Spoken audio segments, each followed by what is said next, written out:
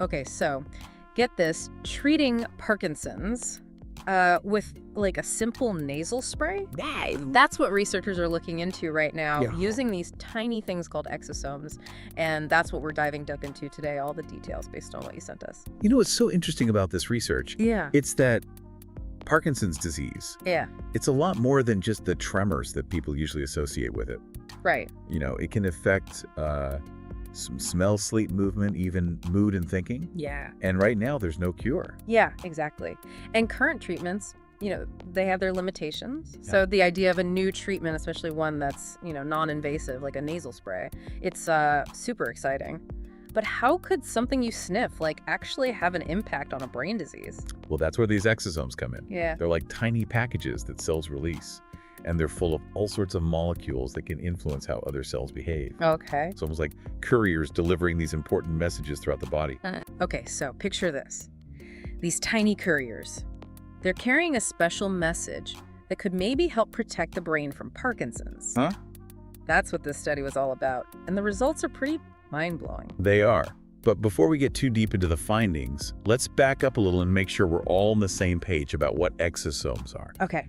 and why they chose to use exosomes that were derived from umbilical cord stem cells. Yeah, you're right. I'm jumping ahead. So tell us, what are exosomes exactly? Think of them like tiny bubbles that cells release, packed with different molecules, like proteins and genetic material. Okay. They're like messengers traveling between cells and delivering their cargo, which can then change how the recipient cells behave. So they're like little influencers. That's a great way to put it. Yeah. Now, for this study, they used exosomes that came from umbilical cord stem cells.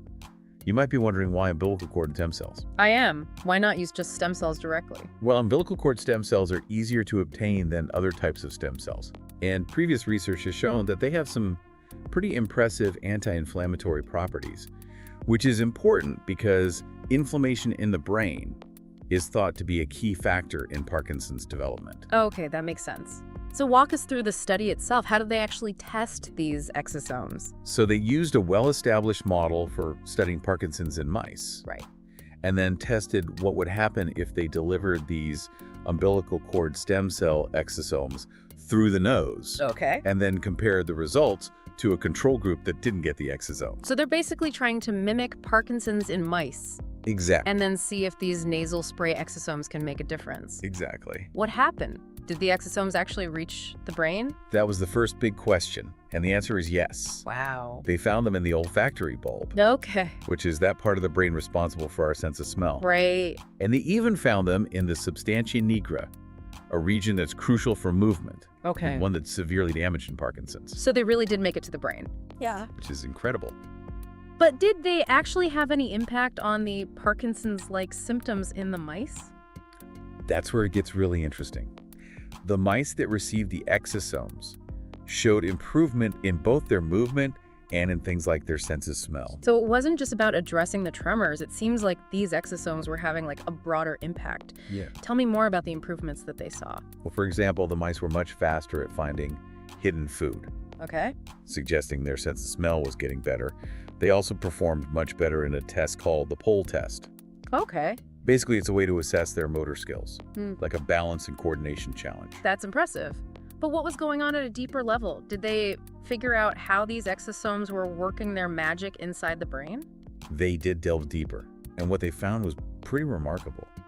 The exosome treatment led to an increase in the activity of neurons in the olfactory bulb, Uh-huh. which makes sense, since their sense of smell was improving. Yeah. But here's the really exciting part. The exosomes were also protecting the very neurons that die off in Parkinson's disease, Wow. the dopaminergic neurons in the substantia nigra. Wait, so they were actually protecting brain cells from dying off? Yeah. That seems like it could change how we think about treating Parkinson's altogether. Exactly. They also found that the exosome treatment reduced inflammation in both the olfactory bulb and the substantia nigra, which is significant because inflammation is thought to play a major role in Parkinson's. Wow. So not only were the exosomes protecting those crucial brain cells, but they were also helping to reduce the inflammation that contributes to the disease. It's like they were giving the brain a fighting chance. That's a great way to put it. This is all really exciting, but I know there are always limitations to every study. What should we be cautious about when we're interpreting these findings? You're right, it's important to be cautious. The biggest thing to remember is that this study was done in mice. Okay. So as amazing as these results are, we need to see if this treatment approach would be safe and effective in humans. So this is a great first step, but there's still a lot more research to be done before we, start celebrating. Exactly. But the fact that they were able to deliver a potential treatment directly to the brain Right. through a simple nasal spray, Yeah. and that it seemed to not only address symptoms, but also protect brain cells from damage. Yeah. That's where the real potential lies. That's what's so fascinating about this research. It's not just about masking symptoms, it's about potentially changing the course of the disease. Absolutely. Yeah. And that brings us to another important point. The targeting of the exosomes. Okay. While they did reach the intended targets in the brain, Uh-huh. they were also found in other areas. That's a good point. Could that be a problem? It's something that researchers will need to investigate further. Okay. While the exosomes seem to have positive effects in this study, Right. we need to make sure they're not having unintended consequences elsewhere in the brain. So there's still work to be done, but the possibilities are incredible. This could be a game changer not just for Parkinson's, but potentially for other neurological diseases as well. I agree, the implications are huge. But to really understand the potential here, we need to dig deeper into the specifics of this study and explore how this treatment approach might work in humans. Okay, let's do it. Let's get into the nitty-gritty details and unpack exactly how these exosomes made their way to the brain and what changes they were making at a cellular level. Okay. You know, one of the things that makes this study so groundbreaking is the way they delivered the treatment through the nose. Yeah. Intranasal delivery. Right. It's gaining a lot of attention for treating brain diseases. And it's, when you think about it, it's a pretty amazing concept. It really is. It seems almost too simple. Like, can a nasal spray really bypass all of the brain's defenses and deliver medication directly to the brain? That's a great question. Yeah. It's not quite as easy as just sniffing something and having it magically show up in your brain. Right. But the olfactory system, which is responsible for our sense of smell, Right. it actually has a direct connection from the nasal cavity to the brain. So it's like a secret passageway. Exactly. Yeah. And when you inhale something, tiny particles can travel along this pathway and bypass the blood-brain barrier, which is usually a very tightly controlled border that protects the brain. Okay, that makes sense. But if that's the case, wouldn't anything we sniff end up in our brains? I mean, what about all the dust and pollen and other stuff we breathe in every day? That's where the brilliance of using exosomes comes in. Okay. They're not just sending any old thing up the nose. Right. Remember, these exosomes are naturally designed to interact with cells Yeah. and deliver their cargo, making them ideal for targeted therapies. So it's like having a special delivery system that knows exactly where to go in the brain and what to do when it gets there. That's a great analogy. And remember how we talked about the exosomes being found in those specific brain regions, like the olfactory bulb and the substantia nigra? That suggests that this targeted delivery approach is working. That's incredible. But if it's this effective, why aren't we using intranasal delivery for all sorts of brain diseases already? Well, it's still a relatively new area of research. Okay. One of the challenges is making sure the delivery is consistent and efficient. Right. It's not as simple as it sounds. Things like the size of the particles and individual differences can affect how well the treatment works. So there's still a lot to figure out, but the potential benefits are enormous. Imagine treating brain diseases without invasive procedures with fewer side effects. It could be revolutionary. Absolutely. And this study using exosomes derived from umbilical cord stem cells adds another layer of intrigue to all of this. I'm with you, that part really stood out to me too. Stem cell research is such a promising area of medicine. It seems like they have the potential to revolutionize how we treat so many diseases. You're exactly right. Stem cells are like the chameleons of the cellular world. Okay. They can transform into different types of cells, Wow. which makes them incredibly valuable for therapies that aim to repair or regenerate tissues. It's mind-blowing. But why not just transplant stem cells directly instead of using their exosomes? That's a good question. Direct transplantation can be complex and carries some risks. Right. Extracting exosomes from stem cells like they did in this study Yeah. could be a more targeted and potentially safer way to harness the benefits of stem cells. So instead of transplanting the entire stem cell, they're extracting the good stuff, the exosomes, Right. and using those as the therapeutic agents. Exactly. And remember, the results were pretty remarkable. Not only did they see those improvements in symptoms, Right. but the exosomes also protected brain cells from damage. It hints that this approach could potentially slow down or even reverse the progression of Parkinson's. I keep thinking back to that protecting brain cells from damage. That's not something we see every day. It's definitely a game changer. But as always, we need more research. You've said that a few times. What specifically do we still need to learn? Well, this study only looked at a relatively short period. Okay. We need to see how long these benefits last and what the long-term effects of the treatment might be. Plus, it was conducted in mice, so we need to confirm that it would be safe and effective in humans. That makes sense. It's exciting research, but we need to be cautious and wait for more data before we get too carried away. I agree. Science is a marathon, not a sprint. Yeah. But let's talk about some more of those specific details you mentioned earlier. Yes. We talked about the big picture stuff, Right. but I'd like to dive into some of the key findings that really stood out. Yes, let's get into the details. This is where it gets really interesting. One thing I was curious about was how they tracked those tiny exosomes once they entered the brain. They used some pretty sophisticated techniques to do that. They observed improvements in both motor and non-motor symptoms, which is important because Parkinson's affects so many aspects of a person's life, not just their movement. Right, it's not just about tremors. Parkinson's can cause problems with smell sleep, even cognitive decline and mood swings. Right. Treatment that tackles more than just the movement issues would be revolutionary. You're getting it. And in this study, remember how the mice were faster at finding hidden food? Yeah. That suggests their sense of smell was improving, Yeah. which is often a problem for people with Parkinson's. They also did better in those movement tests, Right. hinting that the treatment might be helping to restore their coordination. It's like the exosomes were giving those mice a brain boost. Ah, I like that. But it wasn't just about behavior. They also looked at what was happening inside the brain at the cellular level. Okay, so what were they seeing under the microscope?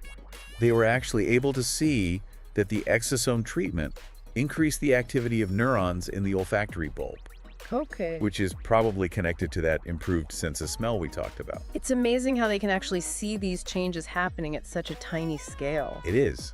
And that wasn't all. This is a big one. They observed that the exosomes were protecting those precious dopaminergic neurons in the substantia nigra Right. from dying. Yeah. Those are the very neurons that are lost in Parkinson's, Right. leading to those debilitating motor symptoms. So those exosomes were acting like little superheroes, swooping in to save the day and prevent those brain cells from dying off. That's one way to think about it. It certainly opens up the possibility that this approach could slow down or even stop the progression of Parkinson's, which would be an incredible breakthrough. Absolutely groundbreaking. Did they figure out how the exosomes were doing this? What was their secret weapon? They didn't pinpoint the exact mechanisms, but they did notice some fascinating changes in the brains of the mice treated with exosomes. One of the key findings was a reduction in inflammation in both the olfactory bulb and the substantia nigra. So it's like the exosomes were calming down the immune system in the brain. That's a great way to put it. In Parkinson's, chronic inflammation is thought to contribute to the death of those dopaminergic neurons. Yeah. So the fact that the exosomes reduced inflammation in those areas is a really good sign. It's amazing to think that these tiny exosomes could have such a big impact on the brain's immune response. It is. And they even noticed something else. It seemed like the exosomes might be boosting the brain's natural ability to repair itself. Wait, so they were protecting brain cells, they're reducing inflammation, A&D, they might actually be promoting brain repair. That's incredible. Are there any downsides? Well, as I mentioned before, this was a mouse study. And mouse models don't always perfectly reflect what happens in humans. That's a good reminder. So Yeah. while this is all super promising, we can't assume it will work the same way in people. Exactly. We need to see if this treatment would be safe and effective in humans. I'm also remembering that earlier you said the exosomes were found in other areas of the brain besides the targeted regions. Right. Could that be a problem? It's definitely something that requires more research. Okay. While those off-target effects didn't seem to be harmful in this study, Yeah. we need to make sure that delivering these exosomes doesn't have any unintended consequences in other parts of the brain. So there's still a lot to learn, but the potential benefits of this approach are truly remarkable. I mean, imagine treating a complex brain disease like Parkinson's with something as simple as a nasal spray. It's an incredible concept, isn't it? Yeah. But to really understand how this might work in humans, we need to talk about the specifics of the mouse model they used in this study. Okay, let's dig into that. So remind me how they actually created this Parkinson's-like thing in the mice. They used a substance called MPTP, Okay. that specifically targets and damages those same dopaminergic neurons in the substantia nigra, Right. the ones that are affected in Parkinson's disease in humans. So they're basically inducing those key symptoms of Parkinson's in the mice. Exactly. So they can test if the exosome treatment can make a difference. Precisely. It's a well-established model for studying the disease. And what did they see? Did the treatment protect those vulnerable neurons? That was one of the most exciting findings. Remember if the mice that got the exosomes showed improvement, not only in those movement tests, but also in their sense of smell? It's pretty amazing how they're able to test and measure these things in mice. Yeah. It really gives us a glimpse into what might be possible, for humans. It really does. And remember how we talked about the importance of looking at what's happening at a cellular level? Right. Well, they did just that. They were able to observe that the exosome treatment actually increased the activity of neurons in the olfactory bulb. Okay. Which makes sense given the improvements they saw in the mice's sense of smell. It's like those neurons were waking up and getting back to work. That's a great way to put it. But here's the big one. Okay. They found that the exosomes were actually protecting those crucial dopaminergic neurons in the substantia nigra. Right. The ones that are progressively lost in Parkinson's disease. So not only were they improving symptoms, but they were potentially preventing further damage to the brain. That's a huge deal. Absolutely. It suggests that this approach could be more than just a treatment. It might actually be able to slow down or even stop the progression of Parkinson's, which would be a game changer for so many people. It's pretty remarkable to think that something as tiny as an exosome could have such a powerful impact on the brain. I agree. And they also observed a reduction in inflammation in the brains of the mice treated with the exosomes. That's right. You mentioned that earlier, inflammation plays such a huge role in so many diseases, especially brain diseases. Exactly. It's like a fire that slowly burns away at those vital brain cells. Right. So seeing the exosome treatment calm down that inflammatory response is incredibly promising. It seems like those exosomes were doing a whole lot of good in those mouse brains. They were. And they even observed something else that's pretty fascinating. Okay. It seemed like the exosomes were actually helping the brain to heal itself. Hold on. So they're protecting brain cells, they're reducing inflammation, and they might actually be promoting brain repair. That's unbelievable. It is remarkable. Yeah. It suggests that these exosomes might be triggering a cascade of beneficial effects, creating an environment in the brain where those cells have a better chance of survival and can even start to repair themselves. It's almost too good to be true. There have to be some downsides, right? Well, as we've discussed, this was a study done in mice. Right. And while mouse models are incredibly useful, they don't always translate perfectly to humans. Right. We have to be cautious about getting ahead of ourselves. What works in mice doesn't always work the same way in people. Exactly. So while these results are incredibly exciting, we need to confirm that this treatment would be both safe and effective in humans before we get too carried away. That's the responsible approach. But even with those caveats, the potential here is just mind-blowing. Yeah. Imagine a future where we can treat devastating brain diseases like Parkinson's with a simple nasal spray. I agree. This research is incredibly inspiring. It's a reminder that even in the face of complex and challenging diseases, there's always hope, and scientific progress continues to offer new possibilities for improving human health. It's a testament to the incredible work that scientists are doing all over the world, pushing the boundaries of what we thought was possible. Absolutely. And this research, with its focus on those tiny exosomes, really highlights how much we still have to learn about the amazing complexity of our own bodies. That's so true. This is just one study, one small step. Yeah. But it opens up a whole new avenue of research and a whole new way of thinking about how we treat diseases, not just Parkinson's, but potentially many others.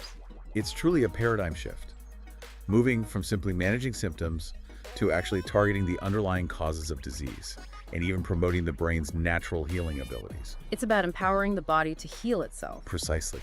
And this study gives us a glimpse into that future, a future where we can harness those incredible powers of the human body to heal and regenerate.